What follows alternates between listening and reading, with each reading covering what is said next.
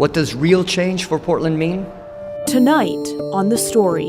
It will mean treating the crisis on our streets like a crisis. Portland Mayor Keith Wilson promised Portlanders he would end unsheltered homelessness. On your campaign website, it says you plan to end homelessness in Portland within your first year as mayor. Right. That deadline is Monday. December 1st, the day the city has promised to have enough beds operational to ensure no person suffers and dies on our streets this winter. I talk with the mayor one-on-one If I win, it's time for us to get to work. on if he kept that promise. People are suffering and dying now. We can't ask for permission to care for Portlanders. It's our big story tonight.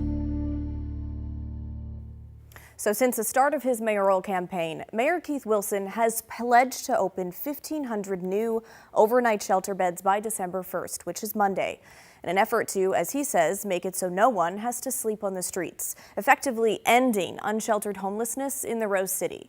It's a lofty and some argue unattainable goal that has faced its fair share of pushback, not only from the public, but also fellow city councilors that I've interviewed here on the show. I have concerns about the fact that we are choosing to primarily focus on shelter instead of getting people into long-term housing. Okay, the mayor has also been praised for his aggressive approach to addressing the crisis. He is trying to do everything possible. We need leaders to act like him. So since the start of the year, he has opened more than 1,000 overnight shelter beds across 5 shelters. New data from the city breaks down how often they're being used. We're going to look at each shelter, starting with the Moore Street shelter in North Portland. Okay, there's space for 100 people each night, and that shelter was about 75% full the month of October. The Safe shelter in Old Town for women, there are 100 beds, and that shelter was just under 50% full last month. The St. Stephen's shelter in Southwest Portland, there were 80 beds. The shelter was 45% full last month. At the Central Church of Nazarene shelter in Southeast, there's room for 100 people each night, and it was 32% full last month.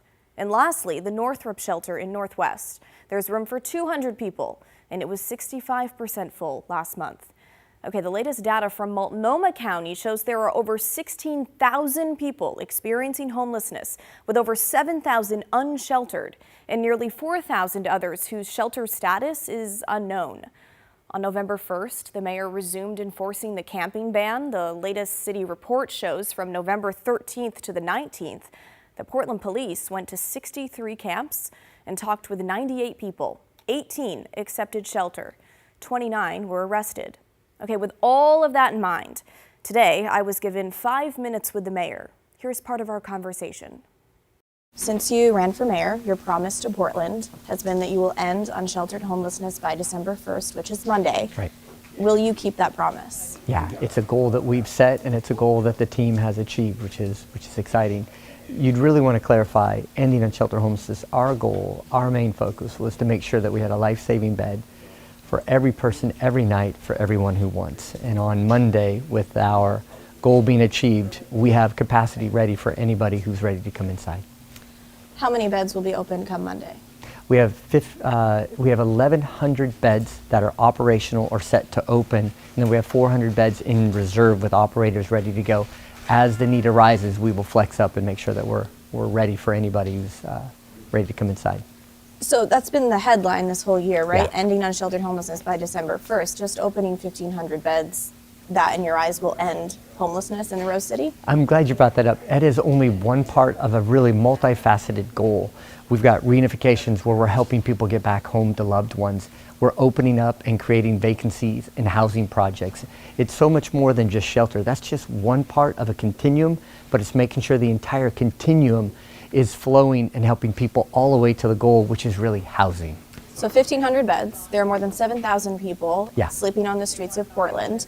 And these beds are for people who want them. There are many people who don't want these beds. Right. How do we address those people? Well, we can't compel people to come inside. But what has been one of the problems in the past is that when somebody was ready to come inside, they then would be put on a wait list and be told, we'll have a bed available in 6 weeks. We're flipping that script. We want to make sure that we have available shelter beds when that person's ready. That's the difference about what we're trying to do, is we're addressing the crisis like a crisis, making sure that these crisis beds are ready when those individuals are ready too. According to city data, none of the city shelters were at full capacity last Right. month. How do you change that? Well, this is an emergency system, just like an emergency room in a hospital. You never want it to be full. Our shelter system, we never want it to be full. If it's full, it means we're not going to be able to be there when somebody's ready to come inside. So we will always expect to have 100 or 200 empty beds every night so we can flex the care for everybody when they're ready to come inside. When you first became mayor, you were openly against homeless camp sweeps and moving people just from street to street. Then recently in City Hall, you were against a proposal that would have limited sweeps, cutting money from the camp removal budget. Councilors have said the city is on track to remove more camps than anticipated this year. Why did your stance on camp removals change? So the camp removals is an important part, but camp removals also come with outreach workers.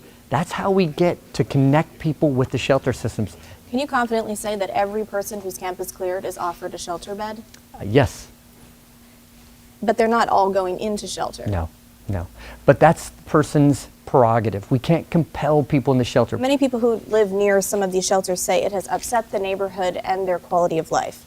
What is your plan to not only support the people on the streets who don't have homes, but the people who do have homes and pay taxes? And anybody who has had any sort of change in the livability of their community, we are rushing resources to, and we're listening. We answer every call, we respond to every neighbor, we're constantly focusing on public space management and tools, street sweeping, whatever's required to help that neighbor out. Do we have room for improvement? Absolutely. So you say every call is being answered, then why are neighbors telling me, say, next to the Moore Street shelter in North Portland, that they call and those calls go unanswered and that there's no security patrolling that shelter? We are providing most of those services. I can't say we're going to be there 24/7, but to say that we're not calling, I've made calls to the Moore Street residents myself, and we're not going to quit on the shelters. The neighbors, the neighborhoods, if anything, we're all in on making sure that everybody is working well together. What do you have to say to the people that are quitting on Portland, though? There are many families I've talked with that are moving out of Portland because of not only the homeless crisis, but because of these shelters. Yeah, I hear you loud and clear. Our job is to make sure if we're providing life-saving care to those that are most vulnerable in our community, it is amazing. When you provide that care, it actually helps your community into a renaissance. And when others see that, they'll take pause and say, you know, I see the city turning. I see it more hopeful. I see us really providing care, and maybe I'll give Portland a shot. Will you tell Multnomah County leadership to stop allowing their contractors to hand out tents? I've said that at every meeting I have with them. And how are those discussions going? Because it's still happening. It's ongoing. We are having success. County agreed to stop handing out tents en masse in April.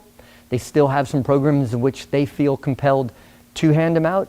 I have conversations with them at least once a month on it is no longer acceptable to provide a tent in a person's most dangerous time or need. We have to stop that practice. Okay, now it's your turn. What do you think about the mayor's approach to homelessness? Did anything he say stand out to you? What, if anything, do you think needs to change? Let us know. Email the story at kgw.com or call and leave us a voicemail, 503-226-5090.